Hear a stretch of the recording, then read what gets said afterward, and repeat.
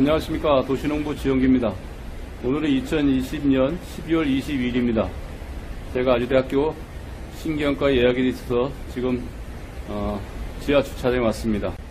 신경과에 도착해서 일단 접수를 했는데 앞에 환자가 많아서 제 이름은 아직 올라갈 생각도 안 하고 다른 데서 기다려야 될 것 같습니다. 이제 신경과 진료를 마치고 진료 확인서를 발부하려고 대기 중이었습니다. 진료 확인서인데 이렇게 병원장 날인까지 해서 제 치료는 이제 대학병원에서 치료는 다 완료가 된 것으로 되었습니다. 신경과 온 선생님하고 얘기를 나눴는데 보통 베릴마비가 오면 한 3개월 정도 예상하는데 저는 지금 2개월 정도 지났습니다. 그런데 상태를 보니까 휘파람도 잘 나오고 있고 물론 약간 미흡한 건도 있지만 선생님 앞에서 휘파람을 불어봤더니 상당히 양호하다고 합니다. 이제 더 이상 병원은 올 필요가 없고 병원에서는 완치로 봅니다. 안녕하세요. 오늘은 2021년 1월 18일입니다. 제가 2020년 10월 18일에 안면마비가 와서 3개월 동안 재활치료를 했습니다. 지금 제 모습은 아주 정상적으로 잘 활동을 하고 있습니다. 제 얼굴이 잘 보이시나요?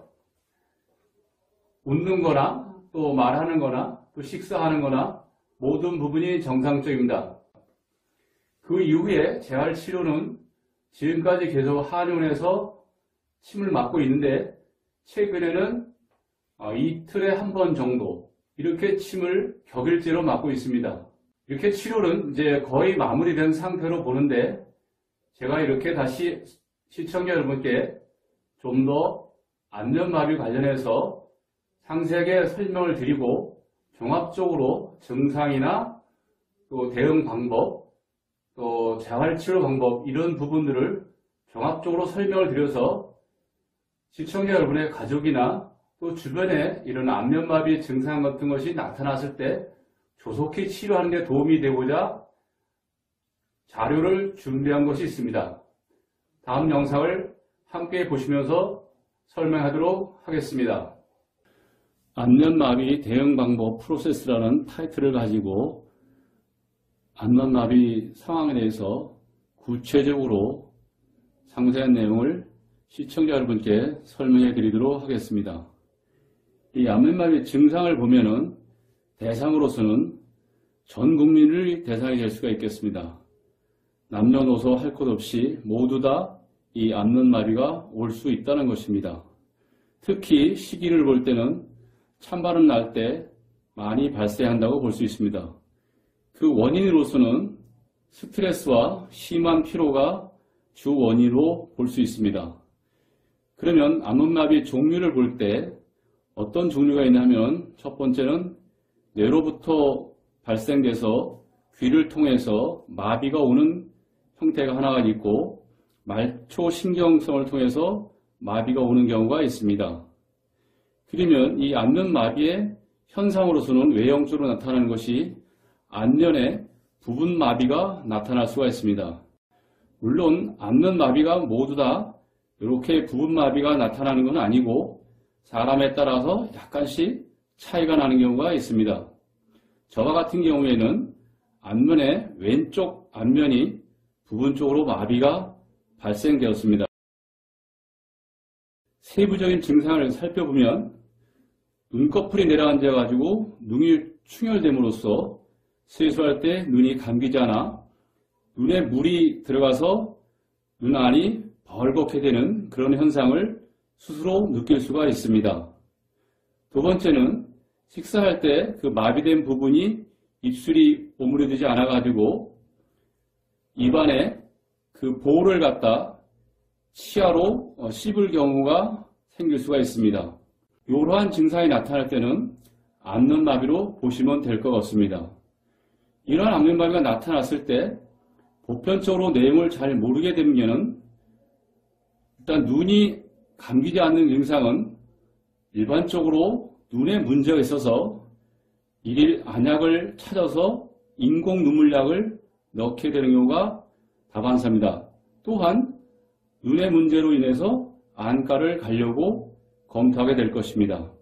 또한 본인이 이 안면마비 증상을 정확히 알지 못함으로 인해서 주변에 얘기도 하지 않고 스스로 평상시처럼 행동함으로써 그 시간을 놓치게 되고 또한 입안에 있는 음식물을 손으로 이렇게 정리하여 대충 시간을 보내고 맙니다.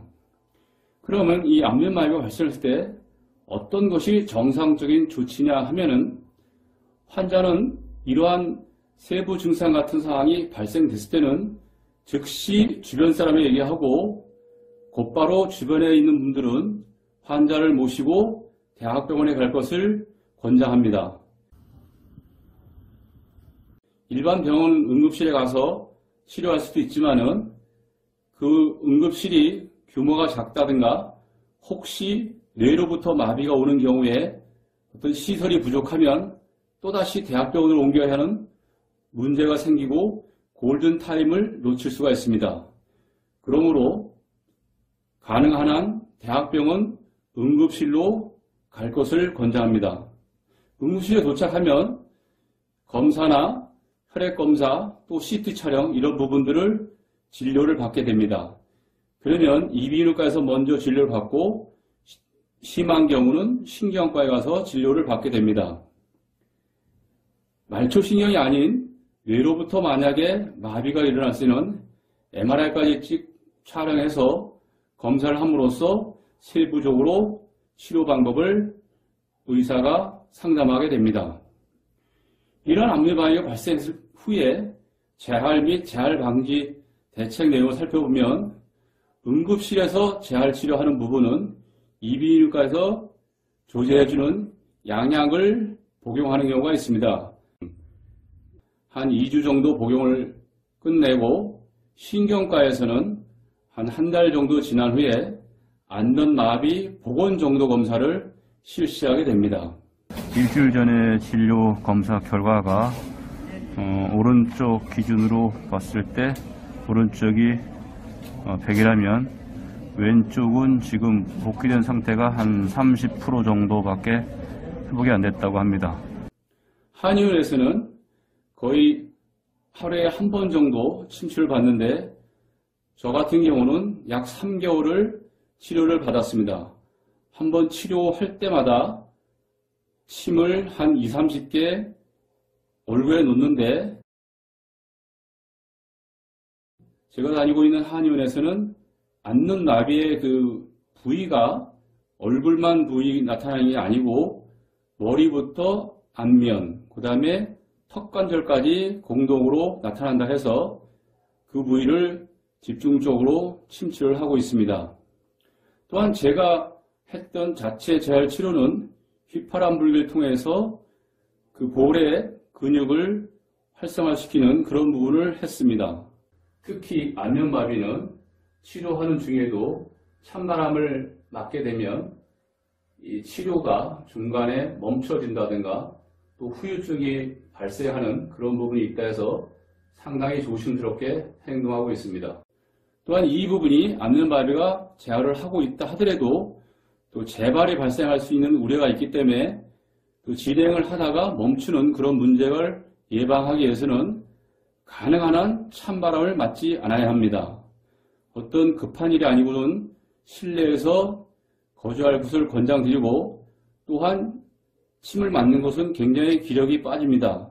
그래서 한의사도 고단백질 보충할 것을 계속해서 권장을 하고 있습니다.